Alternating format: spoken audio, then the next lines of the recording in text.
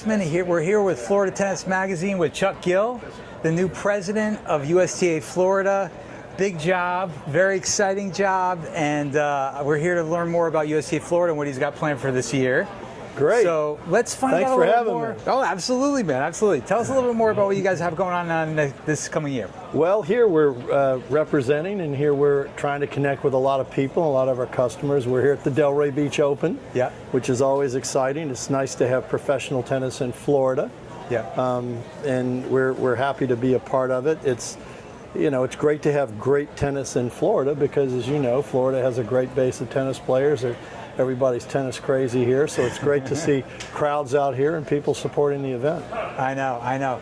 And one cool thing about when I met you was I didn't realize your incredible background in tennis. So before we get into USTA Florida, I want to hear more about how you got started in tennis and your background. Just a little bit about it. Okay, just a little. Yeah, okay. I've been a lifelong tennis pro, teaching pro. Yep. And I've been in Florida since the late 80s, when I originally moved down to Florida. So I've been here a while, and I've been in I've been at the resort business, and I've been at private clubs, and now I'm at the public tennis center at the Village of Wellington Tennis Center. You were at Club at Ibis for a little while when I Jay was Berg was there, right? That's right. I was there for about 25 years, and now I'm at the Village of Wellington. So hopefully I'm wrapping up my career at a public tennis center, which is really a blast. Very cool. And then I understand you were also down in the Caribbean for a little while, right? A little bit, yeah. Early on in my career, I was actually down in Puerto Rico for teaching tennis down there for a while. So from the time I got out of school, all I've ever done is tennis. I've been a teaching pro and a tennis director forever. So. Now, were you playing college tennis, junior tennis growing up? Yeah, well, not really. I wasn't really a big-time junior player. I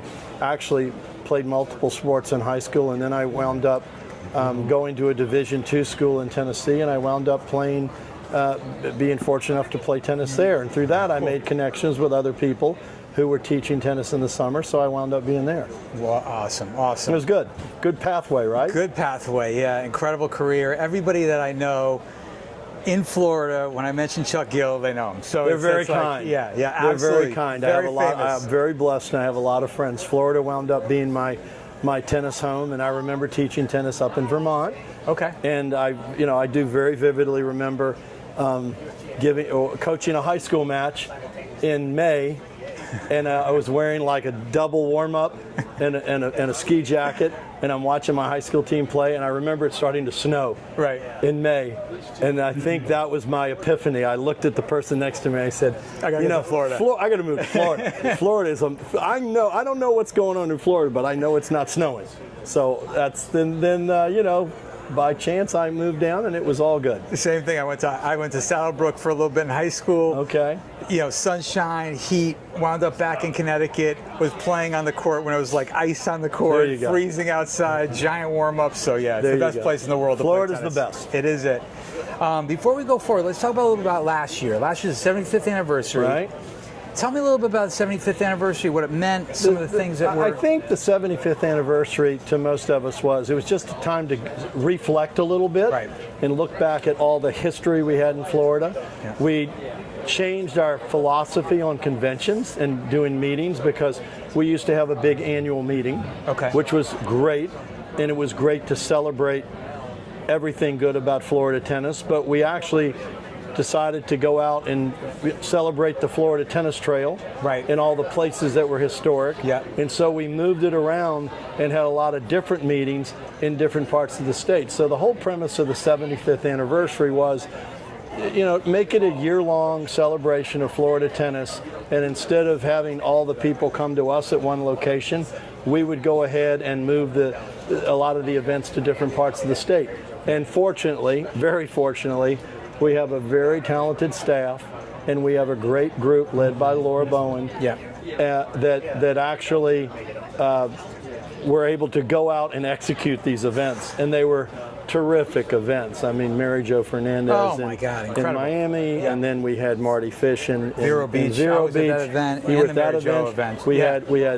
We had Mal Washington up in Jacksonville. Yeah. So by going around to all the different parts of the state, we're able to really celebrate tennis in the different locations, which was which was pretty cool. So, you know, it's always good to kind of look back at your history and what you've done, and being able to celebrate tennis was pretty huge. And we were super proud, Florida Tennis, to be able to get a special issue dedicated to the USTA Florida's 75th anniversary. Which was very right for us to do, because Florida Tennis Magazine has been such an important part of our history. Yeah. You know, going back to our mutual friend Jim. Sure, of course. And it's just it was really important that we recognize Florida Tennis, because that magazine has always been a very important part of what we do.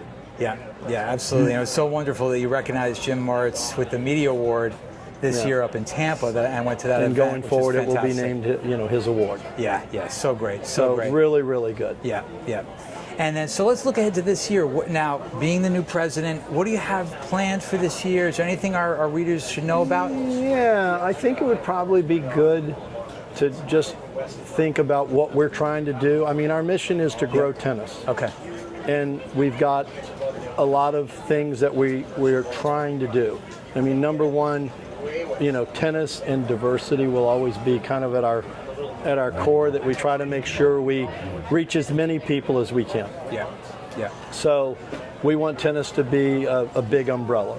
We want, in my opinion, you know, again, growing up playing at a public park and now being at a public park, we want to be the sport for everybody. Yeah. We want everybody to know that you should, you know, tennis is a great game. It's healthy, not just in terms of physical health, but mental health. It's a great game to play. And we'd like to see everybody be able to play. We'd like to break down all the barriers that might exist to playing tennis. We'd like to see that it's affordable. We'd like to see that public tennis centers thrive. And, you know, what does that mean? You know, to me and to us and to our board, I think it means we need to have excellent coaching there. Entry-level coaching is going to be really important to us going forward. You're going to see a lot more about our community coaches initiatives. Okay. And trying to get better and more entry-level coaches. That's been something that the governing body hasn't focused on as much in the past, but I think that's going to certainly come to the forefront, and it's going to be really important to us here in Florida. I think our infrastructure of our public parks is going to be important to us. We're going to try to make sure that we connect the dots to make sure public tennis centers get funded properly. Sure. We'd like to see a lot of the tennis centers that were maybe built in the 80s and 90s, you know, now they're 20 and 30 years old, 30 and 40 years old. Yeah. And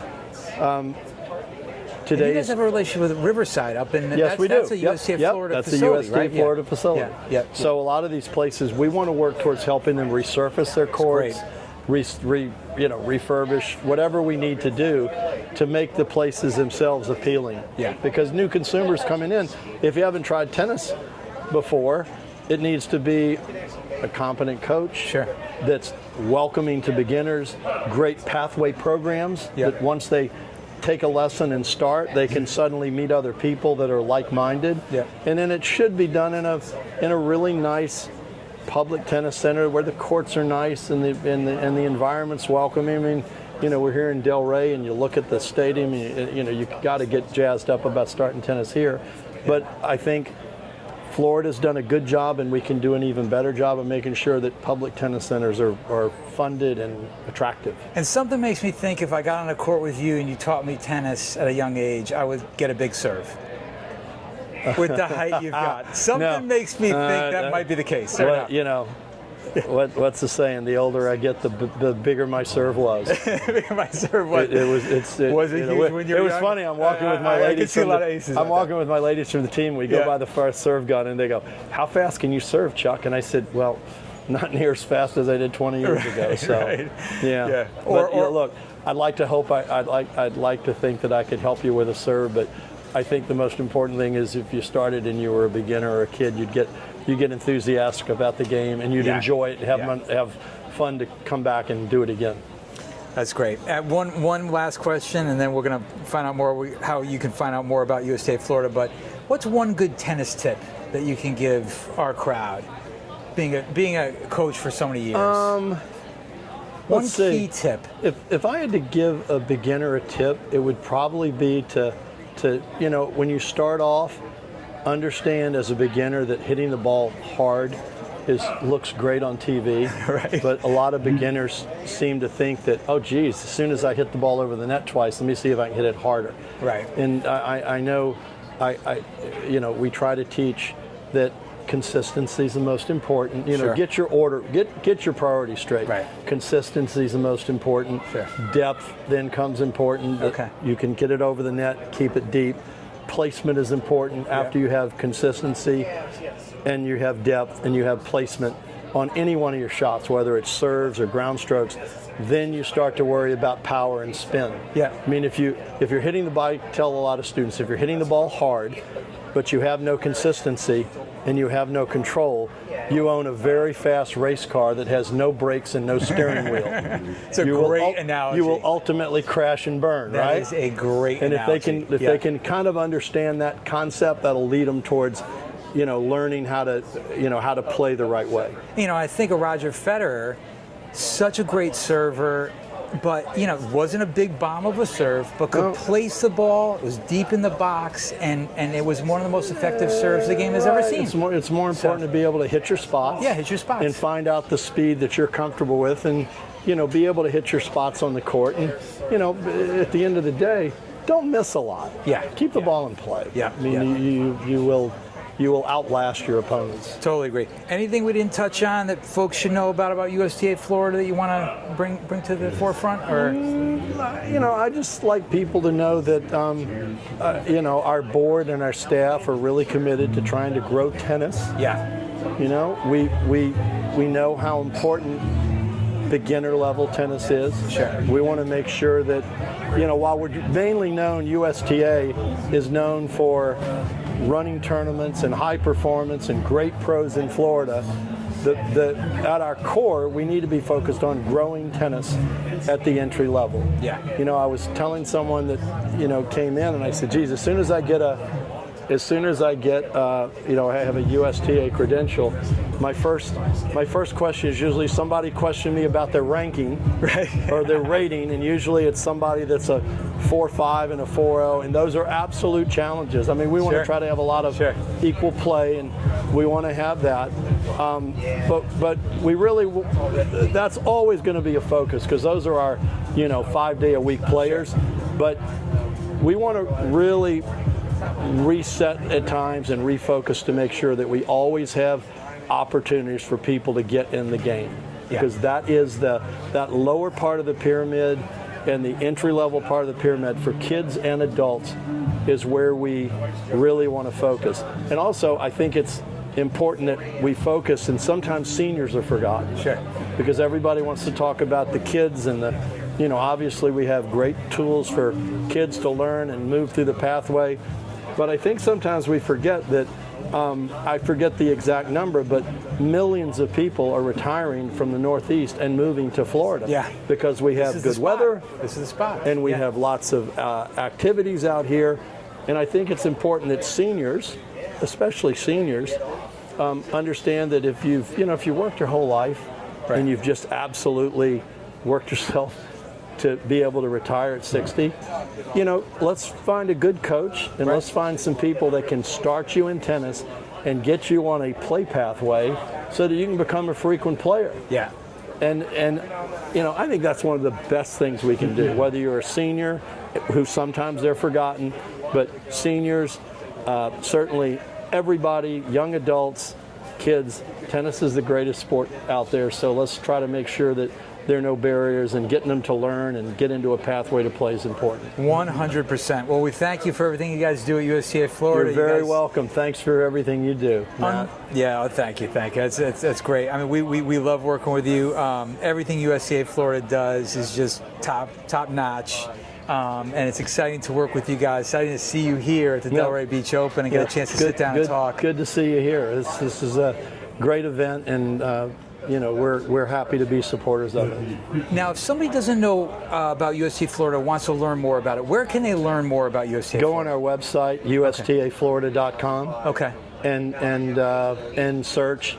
Okay. And just about any avenue, anything you want to know about us, you can find there. Okay. And go on the site, It's very user-friendly, I think. Yeah. And go on and learn more about what we do. Because we have a lot of volunteer opportunities. There are a lot of opportunities for people who want to just get involved and support what we're doing. We run, Special Olympics. We have so much outreach there that a lot of people don't know about. But if you went on our site, you'd certainly find out what we're doing. Oh, for sure. And pick up Florida Tennis Magazine. Pick this up. Pick up Florida Tennis Magazine. We've got a lot going on here. And the coolest thing here is if you go to Florida Tennis Magazine, every single issue, you've got an entire Florida USTA Florida section, 6 pages of great content all about the programs that they run, and great articles. Rumor has it there's a writer named Matt Pressman that writes an article every now and then. That guy's brilliant. He's not bad. I love that guy. He's not bad, which is pretty cool. He's amazing. But in any event, and I know Chuck Gill also writes an article every now and then. Yep. When it's a slow month, when you need to pull him out of the bullpen. Exactly. Happy to do it. Well, excellent. It was great seeing you here, and I'm glad we got a chance to sit down and talk tennis. Great. Those impromptu interviews are the best. Thanks so much, man.